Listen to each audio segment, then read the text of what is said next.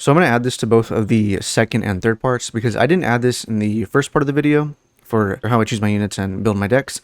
But I'm basically going to give you a quick primer of the way that I'm thinking about things when I'm building my decks and what's influencing my unit choices and if I'm going a particular playstyle. And I have three main categories for specific playstyles. So the first category is going to be a purely specialized category, meaning that you're foregoing anything else. You're not like worrying about any particular. I'm not going to focus on trying to be well-rounded and balanced. I'm just going to focus on being exceptional in one area and foregoing the rest.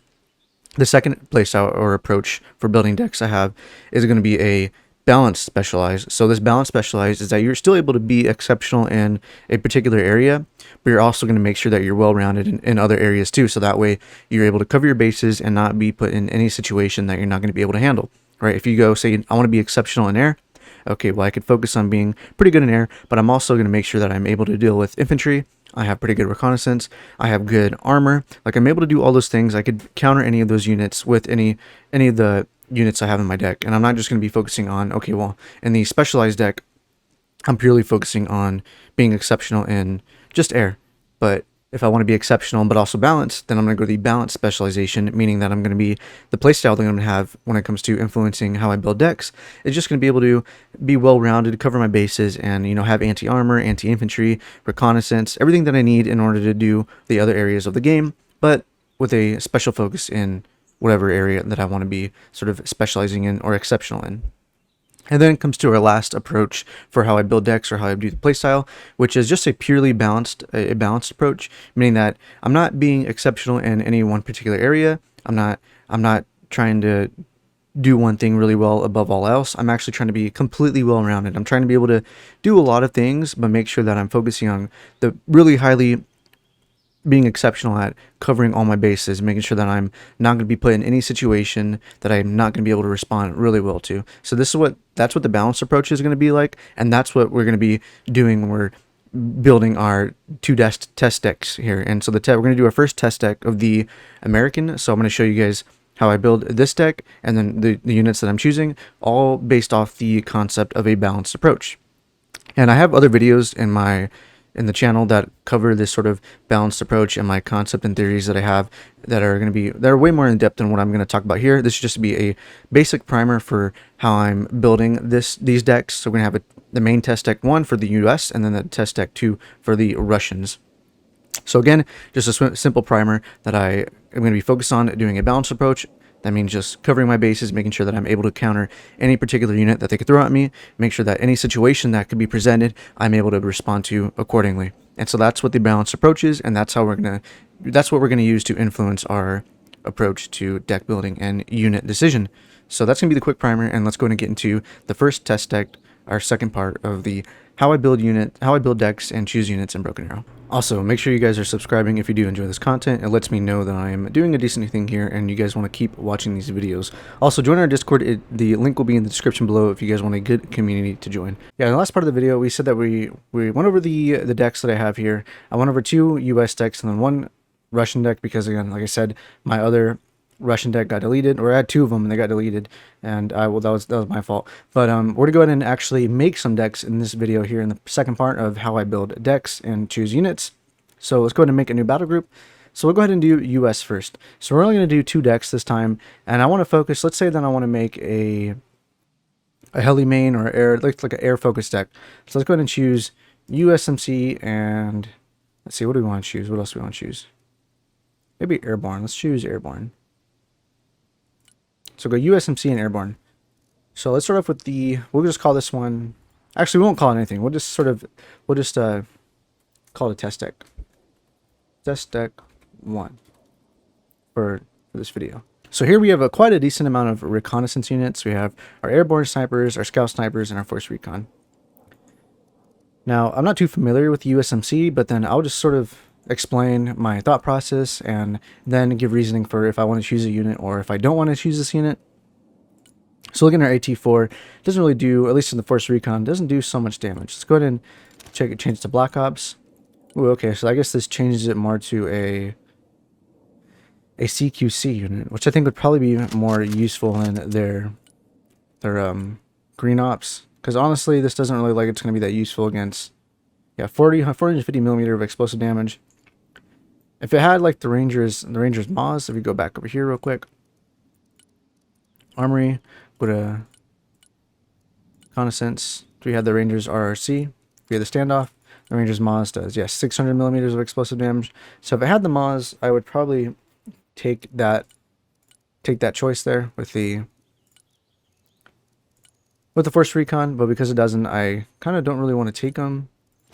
Yeah, 70.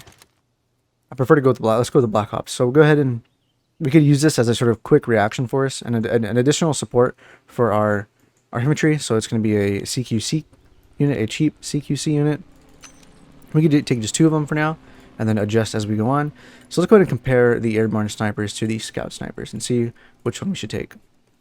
So if you look here, there are 3 airborne snipers compared to the 2 scout snipers. This one's going to have, the scout sniper is going to have 8 armor, 10 HP compared to the 6 armor and 15 HP of the airborne snipers. Both have a stealth rating of 3 and both have 2000 optics. So I guess the biggest thing is just that additional person with the +5 hit points. When it comes to the, let's look at their actual weaponry. So their main sniper, we have a marksman rifle, 500 meters, 800 meters. They can both laze, so that's good. So again, we're just gonna take them and they're both in their basic loadout. I don't wanna, when I'm taking my snipers, I'm not really focused on going against enemy vehicles, which is probably which is most likely what you're gonna want to do when it comes to anti-material rifle. But here we're mainly focusing on pure reconnaissance. So the M2010, well, that range is gonna be a lot better than what we have for the or not a lot better actually, just 100 meters better from the M40. In the M10 we have 600 versus our DMR with 500, and then we have 2 rifles. So actually not bad. I think it's only 10 more than these scout snipers, because I kind of want these guys to survive a little bit longer, especially if what I like to do again a mixed approach when it comes to reconnaissance. I have my backline reconnaissance and then I have my frontline reconnaissance, well, at least when it comes to referring to snipers. So I like using these snipers, again, to keep them in buildings near the front line. So if enemies are pushing in and I have these guys on do not fire and I know where the enemy units are, I can go ahead and laze that building, and I'll use something like an Iron Fist or whatever is laser designated when it comes to artillery. And I'll use it to sort of crush the enemy in the building and to be sort of eliminate those units, especially high value units. Like if I want to take out enemy Cav Scouts for my armor, whatever actually is in that scenario. So if I want to get a push on and there's a lot of tow units or enemy Cav Scouts, then I'm going to focus my lasing on those units to take them out. So that's what I like using my reconnaissance units for. And so it could be a little risky, so I'm going to want to probably go with the airborne snipers just because they're going to be able to survive a little bit more than what the scout snipers are going to be able to survive. So go ahead and take these guys on, but we'll actually get these guys in ISV the way that I like to do with my other decks. We'll take 4 ISVs for extra transportation. And then we don't have too much here for drones. So we could actually take, so we have the Global Hawk and we have the Great Eagle. Which is the one that goes super low? I don't think it's not the Great Eagle. That's the other, yeah, it's a super small one. So we'll actually go ahead and take 2 Global Hawks. And then we could take some Great Eagles here. But I think, let's see. Yeah, we'll just take 2 Great Eagles. We can send these guys, or actually we only have room for 1. So we'll take 1 and use this one sort of as, we'll use the Great Eagle for a riskier reconnaissance that we want to bring closer to the front line. Then it's equipped with 4 Hellfire AT missiles, which can actually do some damage to enemy infantry if we laze it. And that's what we kind of want to do, the Hellfire. So save that, since we have the airborne snipers, and we can sort of capitalize them with each other, use them as a sort of mixed force. Now let's go ahead and head on over to our infantry. So let's go ahead and start first with our main infantry, what we're going to have at the front line. We're going to go ahead and compare the airborne NGWS with the main infantry of the Marines. So we have, okay, so the Rangers are going to have less hit points, 25 less hit points, and we're going to have 5 less units. What is the range? Let's see, 400 meters compared to the Spear, 400.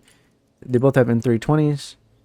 Oh, see, that's gonna be the big thing for me right here, is that the AT4 compared to the Maz.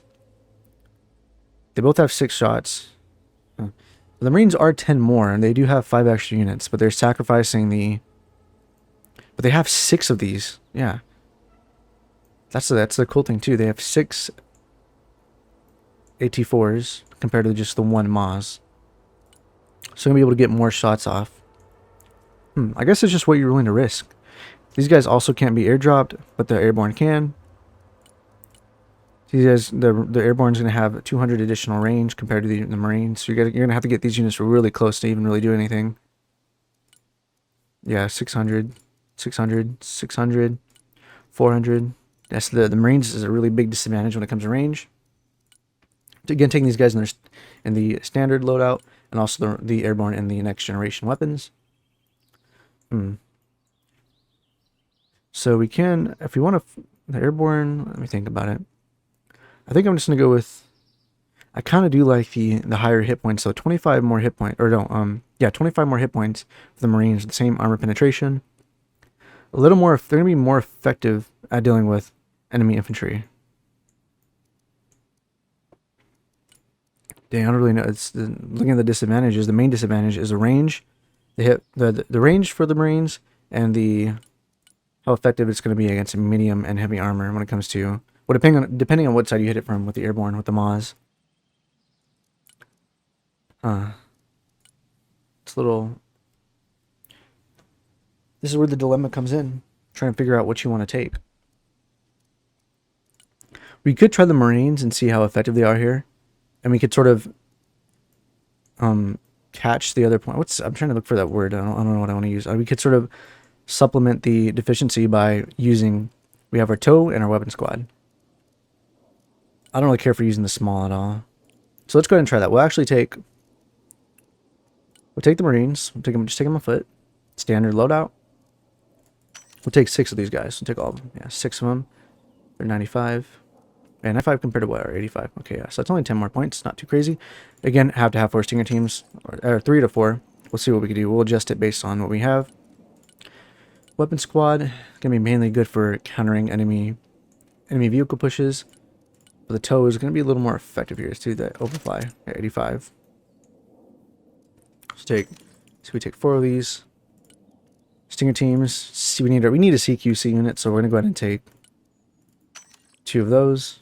I'm not gonna use HMG. I don't really see the point in taking those. They could be useful against enemy infantry, but especially with that range of 800, so it could put a lot of pressure on them, suppress them. So I do see how they could be useful. Here we have a CCAT. Oh, I actually haven't used these before. The CAT TOW 2A. Overfly. Gonna have definitely a higher survival rating than what we have for the regular TOW 2B. But again, I want to mix them. I kind of like focusing on having my units be sort of specified.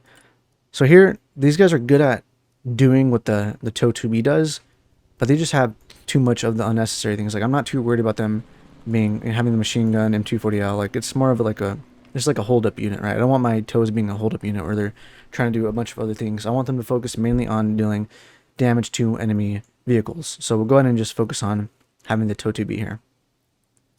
Then weapon squad, let's see, AGL. I would like to take another AGL team. Let's see. Probably take... So I'm trying to think of how much we should take. 2 or 4. I'm not really interested in taking the Dragoon. Does have decent damage, and it has a pretty good weapon squad. M240 machine gun. These guys could be useful. Javelin, we're taking this Javelin 125. How do these compare with the weapon squad? Oh yeah, see, 2 Javelins compared to just 1 Javelin. M240L. The Browning versus not the Browning. I think I'd probably rather go for the 2 additional Javelins, especially if it's going to be mainly used for countering enemy vehicles. So we have our CQC, we have our TOW 2B, Stinger, Marines. So we have basic infantry, we have anti-infantry, anti-armor, anti-heli. What else do we make? Probably go for a good mix. So don't need the Javelin, don't want the SMA. Probably say go for the weapon squad. How many can we take? We'll take So we take 2 of those, and then what can we actually take these guys with? Should we take the AAVP? What's the speed on that? 70. It's AGL. What about the ACV? Be 75 with the armor. How much can I take? 13? Oh, not bad. And it's only 80. Could do the ISV though, but I do want something with higher transport capacity. This one does have a 21 carrying capacity though, the AAVP. It's also amphibious. Sides go up by a lot. The only thing is that speed. What's the speed for this thing? Ooh, that's gonna be really important for me. The speed. 80 or 100 versus the 70. And how much if we... Okay, not too bad. Could bring in some more ISVs, but we do have 4 already. Let's go ahead and take the ACVs, because the main reason is we do have the Bushmaster too with them. And a decent... We have it up armored a little bit. It's not going to be doing that much, but it's only 5. We have 1 smoke. It's also amphibious. 13 seating capacity. And also that speed is probably the main thing that I want. I'm able to get a sort of quick reinforcements. So we'll take some ASVs. And we'll trade them out for weapon squad. How much can we take? Okay, 4. We'll take 4 of those. Okay, and that'll be it for our main infantry lineup. We have our infantry, anti-heli, anti-armor, anti-infantry, and then sort of a support squad for our anti-armor units.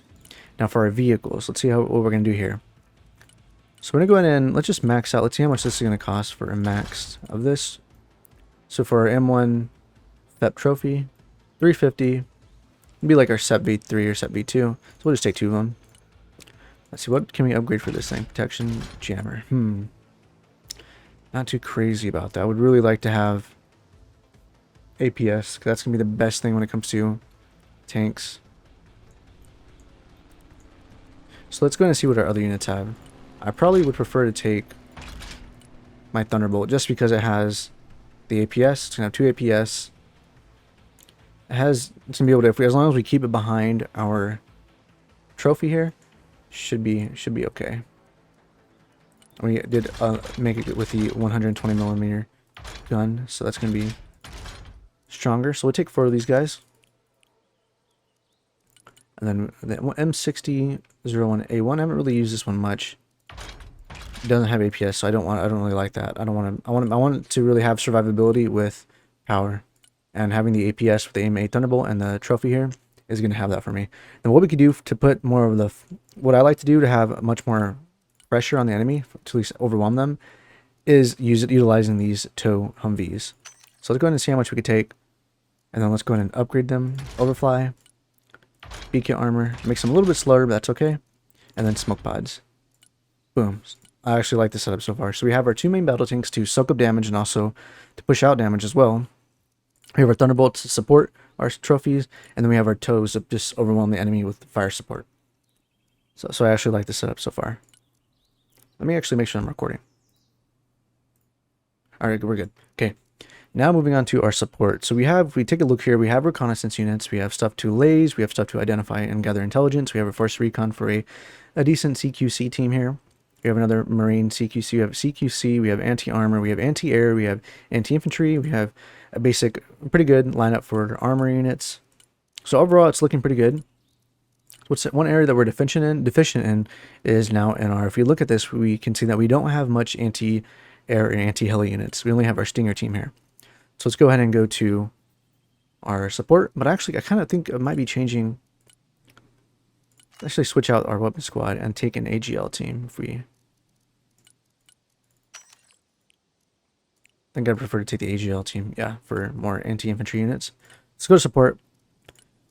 We could take a Miklik, but I don't really want to use Miklik. And here we don't have a much of support for. You don't really have. We're not going to have much for anti-armor. We're not going to have much for anti-artillery. So we just focus mainly on logistics and infantry support and general support, and also anti-air. So for this, we're going to take. We have 1,500 points. So let's go ahead and max out the Avenger here. It's going to be 140. Now, I could take the LA Lav AD, which I think I actually might take. I have double Stinger pods. With the smoke, it's going to make it... Yeah, could take that extra smoke and some extra hits. So we'll take 3 of these. Can we take 4? We can take 4. So we're going to use this mainly for taking out enemy air, anti-heli unit. Take 4 and 4. Gonna sort of... I'll keep 1 Lab 80 up ahead the Avenger. We could take out the smoke from this to make it a little bit cheaper. Also the armor here. But I think I want to keep that just so that way we have...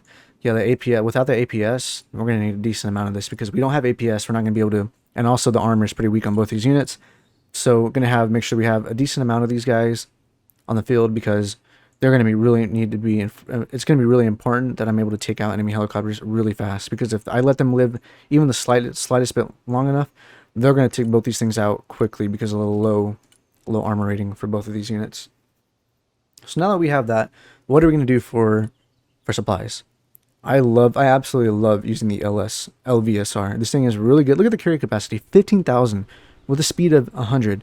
That is by far way better than what the Russians have. One of the Russian variant that I was using, I believe it was it's a little teeny tiny one that can only take, I think it was like 10,000, but they're carrying like a speed of what, 60. So, and this thing is 40. So I'm going to take both of these. Now we need something to actually do supply runs. So once we have our LVSR here, and we drop them way behind enemy lines, we want something that's going to be able to continuously go to those supplies and bring them up to the front line. And I'm going to actually use the, let's see, maybe the MTVR.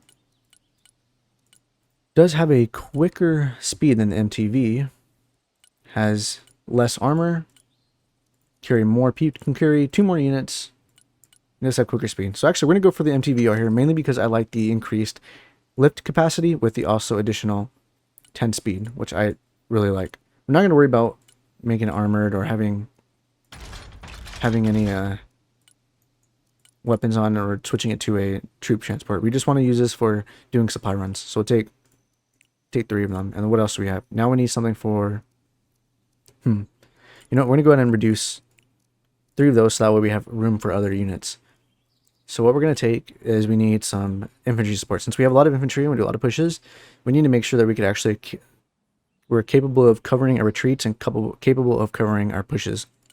So we're going to take the Lab M here, and we're going to take it in its basic package. So we have the Dragonfire we could take, or the MM motor. And I'm going to stick with the Dragonfly because what I'm really focused on here is also the heat, but mainly the smoke. I want a lot of smoke because I want to be able to push up my units really effectively, get them close and hide them behind buildings to take zones and to not let them get shot out by enemy heli, especially heli units, because that's going to be the main thing here, and enemy air units, covering my units for their pushes and their retreats. So we're going to take the Lav M, and then I'm going to take 1 Slam Ram to deal with mainly to deal with enemy air units and to deal with any missiles that they want to shoot at us. We could take 6 aim,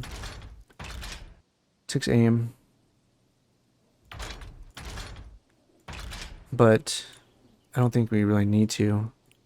I'm more focused on I'm not too worried about enemy air units yet. So we got to see what our other lineups can look at before we go ahead and actually adjust this. So far, I'm liking what we have here. 4 Live M's. We could actually just take 3. Can we take? Yeah, we can't take 2 of those. So far, I'm really liking this. We'll take 4 Lab M's. So now let's go to helis. Now here we're gonna be able to do some more damage with, because you can see here, so we have a pretty good mix, right? We have, the only thing that we're really lacking in is artillery.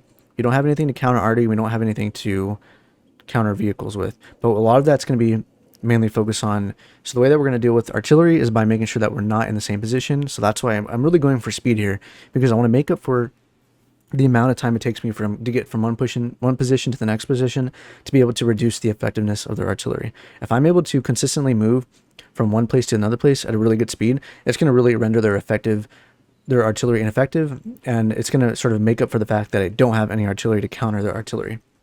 So that's how I think about it when I'm trying to sort of counter artillery without actually having artillery to counter artillery. So now let's go to our heli. So we have a pretty good lineup here. We have Avenger, a Lab AD to deal with heli units. We have our Stinger team. So we have 3 things to deal with Stinger teams. We have a lot of units capable of dealing anti-armor. Our TOW 2Bs, our Thunderbolts, Trophy, TOW 2B. We have good logistical capability. We have support for smokes. We have our slam ram to deal with enemy air units and enemy missiles. So what our biggest thing here, I think we would say, is getting more units to deal with vehicles and helis. So let's go ahead and look at different units here. So I'm not really sure I want to get Kiowa because I just hate using them. So we don't really need to worry about too much about support. So we could just sort of do process elimination here. So let's just not going to worry about any transportation units when it comes to air. We won't worry about the Stallion. We won't worry about the Chinook. We won't worry about the King Stallion or the Osprey. We'll just focus purely here on support, at least infantry support, and or dealing damage to enemy vehicles and enemy air, right? So we're trying to render as many things ineffective as possible. So we can render the artillery effective by making sure that we're consistently moving at a quick pace. So now let's see how we're going to deal with other heli units. So we could take, you got the Super Cobra, we have the Viper, Apache, and Longbow. So these are going to be the main four that we're looking at here. So let's go ahead and just get a quick overview. So Longbow has increased optics, 2400, Apache. Yeah, so the biggest thing here that with the Longbow that we see is going to be having the increased, or the Longbow is the increased optics. So let's just keep comparing these. Look at these, higher MCM. So it looks like the Viper and the Super Cobra are going to have a lower HP and a lower AP, or a lower armor points and lower HP compared to the Apache and the Longbow. So we take the Longbow, we see we could have Hellfire, guided missiles for both of these. That's going to make it super expensive, 330. We really don't need to do that because we do have a decent amount of anti-armor capabilities. So we don't really have to worry about, and if we just take this in its regular form, or let's just say we take Hydra rockets, now it's purely an infantry support unit, right? Dealing damage to enemy infantry. We could take it for this reason, and it will have 76 Hydra rockets. So it could be good for that. But let's see what about our other ones, because if we want to use a helicopter, we want to use at least one of them for anti-armor and one of them for anti-heli. But if we take this variant with a Hellfire, it's going to make it a 245. So we take 245, one with Hellfire and one with Hydra. We'll have at least ability to handle both infantry and tanks. 1800 with 24. What about, let's see if we take Hellfire AT, Hydra rockets, 220. Doesn't have the same optic range, but what about compare this to the Longbow, the Hellfire? They both only could go up to 18. Oh, this one actually go up to 1900. So, oh, let me see. Did I take the right one? Yeah, AGM. So we could actually utilize. I would actually probably want to take the Apache over the Longbow. It does have the increased range, but it's not going to be much since the Hellfire for the Longbow can only shoot up to 1800 meters compared to the Hellfire on the Apache, which could do much more range, or about 100 plus range, and it's going to be cheaper too. And we both have the Hydra rockets here, 70mm Hydra rockets. So I think when it comes down to choosing one that we want to have anti-tank with, sort of anti-tank and infantry support, I'm going to go for the Apache, mainly because while it does have deficiencies in its optics, pretty much everything else is the same, and it also has an increased range of 100 meters for our attack or our anti-tank missiles here, our Hellfires. So we'll go ahead and take 2 Apaches here. Now let's see, we got to focus on having something that has stingers. Do we have anything that could take stingers? Let's see. So Sidewinders, we could use 40. So what's the difference between a AGM 122 and an AGM AIM-9? Just look. So we have effective range up to 3. Oh, that's for, okay, that's mainly for anti-radar and anti-armor. We want to focus on helicopters. So we're going to take 2 Sidewinders. Oh, we can only take 2, okay. Hydra rockets, what is the difference? We have Hydra versus, 14 versus 3. Okay, that's the main difference. So we could actually have this as a cheap unit for, so we take 20 for, we'll use this as our main one for dealing with enemy helis. We only have 2 Sidewinders, but it does have a pretty good range of 2100 meters if you go in a low altitude. So that's pretty good. We'll go ahead and take 4 of these. Now, what about a Viper? What can we do with our Viper? You can compare it to the Apache, see if we want to take this over the Apache. Ooh, this one's a lot more capable of dealing damage to not only... So we have enemy armor capability, we have infantry capability, and we have heli capability. And let's compare this to the Apache. So put this up, connects to the Apache. But that's the biggest thing here. We see that the Apache actually has a much more armor rating and 3+ hit points. It does have decreased speed and less ECMs. And then is the autocannon going to be... Looks like it's going to be... Is it going to be stronger than... No, it's going to actually be weaker than what our 30mm autocannon gun's going to have. Yeah, 100mm explosive damage. So I think I'm going to stick with the Apache, because while we do have other capability for dealing with heli units, yeah, it's going to cost 40 more. I just don't think it's worth it with the less armor rating and the less HP. Especially with 280. I prefer to have just a bunch of my Super Cobras dealing with helicopters, and then have more Apaches dealing with enemy vehicles. So we'll go ahead and actually save that for that. And now that we have extra room, we could actually see that what else can we do? What else can we make up for? So we have Super Cobra to deal with enemy helicopters, and it's really cheap at 135, and they have pretty good effective range of 2100mm. Let's compare that actually to the Kiowa, because this is like our killer egg, but worse. Stinger missiles. Oh yeah, low altitude range of 2000. So this is going to be better than the Kiowa, because it's going to have a little bit more HP, and it's going to have better infantry capability as well. Now we could take the Kiowa warriors and use them as an additional anti-heli support, but we already have a decent amount of anti-heli units. Our Lav AD and our Avenger here. So we'll go ahead and just stay with what we have, and maybe even... I don't want to take something that's too expensive. We could take the Viper, because it does have everything that the Apache and the Super Cobra are doing, just within 40 additional points. But again, the Super Cobra is way cheaper. We could just take this though, just to have this one as a sort of an additional support unit to be able to handle all the other ones. I'm not sure exactly what I want to do here. We already have enough transportation and logistical capability, but I wonder if we switch the LSVR and we switch the LVSR, could we actually get another MRAM? SlamRAM? No, we couldn't. What if we take out one Lav M? So now this makes us a little more efficient and effective at dealing with air units. And if we increase this to 170, let's say we take one of those down.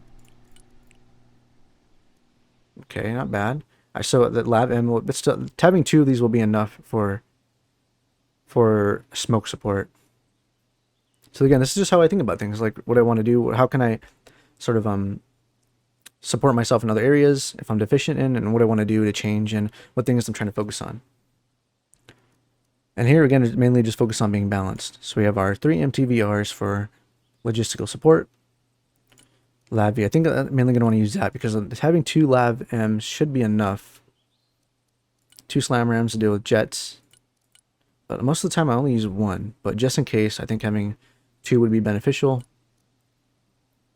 So we'll go ahead and just stick with that. And we could actually take hold up, a Lav VL. This might be better, because then we could actually have more places to take our supplies. 6,000 versus... Let's go ahead and switch this up. So we could take... Now we can take 4 of those. And can we take one more of these? We could. Perfect. So now we could take 2 SlamRAMs, 2 Lav Ls. Let's just take one of these off, see if we can get Lav M. Perfect. Alright, I think I'm actually happy with that. 3 Lav Ms, 2 SlamRAMs, 2 Lav Ls, 2 MTVRs. Perfect. Now go back to our helis. If we want to take, let's say we want to also take some additional units. So who could carry the most? The Chinook could carry the most when it comes to units. Stallion could carry... King Stallion can carry the most when it comes to the supplies. What has a better stealth rating? This could also carry 2,500. I think I'm just going to take the Vipers. We'll take 1 Viper. That'll be good enough. we'll have a sort of all-rounder here. So now going to our air. Now here, this is what I like about the USMC is that they actually have the Prowler. So I'm going to take 2 AGM harms for both of them. And I'm just going to max out 4 Prowlers. Or we could actually just take 3. Let's see what else we have. So we have our Prowler. Do we want to take a bomber? We could take a bomber here with our Striegel. Taking that, taking a CBU cluster, taking 6 of those, taking 12 Smith guys, taking 2 additional fuel tanks, taking 1 aim for, take 1 aim 9, 1 aim 120, and then no designation pod, and that would be 380. We could actually take 3 of those, 3 Prowlers, and then what can we use for fighting? We have our F-35B. I don't really want to use that one for... It does have good stealth, but I'm not going to use it.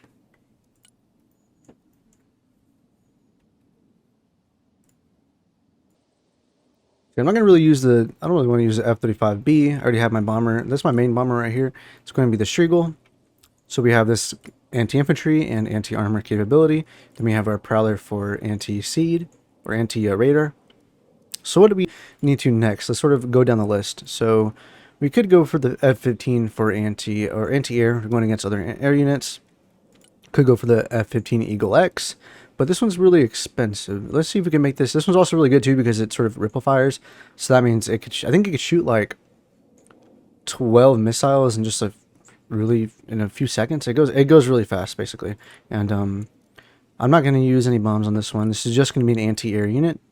So we could go for 8 AMRAAMs, more AMRAAMs, more AMRAAMs.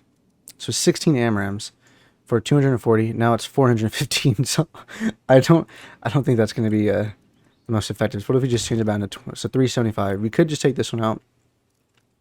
Maybe even reduce the amount of aims that we have to 8. So now it's 335, making it a little more cost efficient. So we have 3 Strike Eagles. Let's see. Not going to use... I don't really want to use a Hornet. Could take this one for... Let's see. 4 AMRAAMs. It's going to be a little cheaper than the... At this point, then I'd probably just rather take the F-15. So don't need the Lancer. We have our main bomber. Don't need... So since we have our main bomber, we're just going to not really focus on any other bombers. We could go for an AC Thunderbolt, which I like to do this, but I haven't really been able to make it super effective yet, is just go for a basic, just the gun, literally just the gun. Not using anything else other than increasing the ECM, so that way it could sort of avoid other Stinger missiles and whatnot. But, so I do like using this every now and then, but it's just, again, because of how slow it is, and it having to go all the way, because in order for it to do a gun run, it has to go to a higher velocity. And that's just going to make it a bigger target. So it's just, it decreases its survivability. And so it's a little risky, but if you can make it work, then go for it. I still like to use it because it just shreds enemy infantry. And then especially top attack for vehicles, it's going to do a lot of damage. And for 185, you really can't beat it. And if you really just don't want to deal with that, if you want to make it even cheaper, you could go without ECMs. But I really think that ECMs is really important for avoiding enemy missiles. So now going to our main air unit for dealing with other air units. I think the F-15 is probably going to be your best bet. Now like, decrease it to empty. You just have another Sidewinder, the AMRAAM, 4 AMRAAMs, and then no fuel tank. Now it's 190. Now we're over 170 points. So what we could do is we could take out 1 Prowler. Now we have 70 more. See, but if we were to take out the F-15 and take 1 X-Eagle, you can only really take 1 of them, and then we wouldn't have room for our F-15 Eagles. And the reason why I don't want to do this, well, this is really good because it has... You can kill a lot of units with how quickly it fires and the distance too. It's just, once you use it and you use it all up and it doesn't have the highest... Or once you... Let's see, you have 2 times fuel tanks. Once you use all of it and keep it out there, run out of ammunition for it, you can't really... It's going to take a good amount of time before you could actually get it again, and it costs so much. And so if you just want to kill a drone or something that they don't have, something that it's sort of a low amount of, so like it doesn't the low cost for, so drones is going to be a low cost item. What else is going to be a low cost item? Helicopters. Like if you're just trying to kill something like that, and then having to go for a 335 unit, and then potentially risking get shot down. Like, I'm not too sure about using the F-15EX Eagle. I just don't think it's really that cost efficient compared to having two F-15s. It's just going to make it much easier for you to be able to have a cheaper unit that still could do damage for air. Like, I've been using these guys. They're pretty good. I like using them. I haven't. Yeah, they will if you're going against an F-15EX. Honestly, I think that if you just get two of these guys onto that one, you're gonna be pretty good. And it's not gonna be the best trade because 380 versus 335. But again, I have two of them while he only has one F-15EX Eagle, so I'm gonna be able to be a little more versatile in what I can use them for. And if I just want to bring more Eagles, I could just take out one Strike Eagle, and now I could bring in 4 F-15s. So I could even just do that, and that will be still pretty effective as well. So it depends on what you want to do. If you want to have more sort of comfort in the fact that you could deal a lot with air units, then bring 4 F-15C Eagles. But if you're pretty comfortable knowing that, you know what, 2 will be enough, then bring another Strike Eagle. That way you could have more units to do bombing runs with. And then also you have a Prowler. Again, it has 4 harm missiles, so it's going to be pretty effective at taking out enemy radar units. So this is how I would set up this deck overall. This is what it looks like. And I know I said I would do 2 each. I think I'm just going to do 1 each because this is going to take a long time to do. This took a long time just to do one. So now doing a Russian one is going to take probably another 30-40 minutes, which I will include in this video.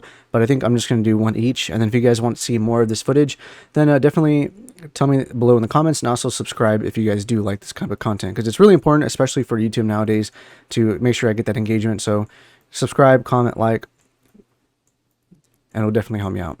So that's going to be it pretty much for this deck. I could even take out, let's see, I think I can even actually take out the Viper and put in another Eagle. And then 30 points right there, because what else can we get rid of in order to get some of the 30 points back?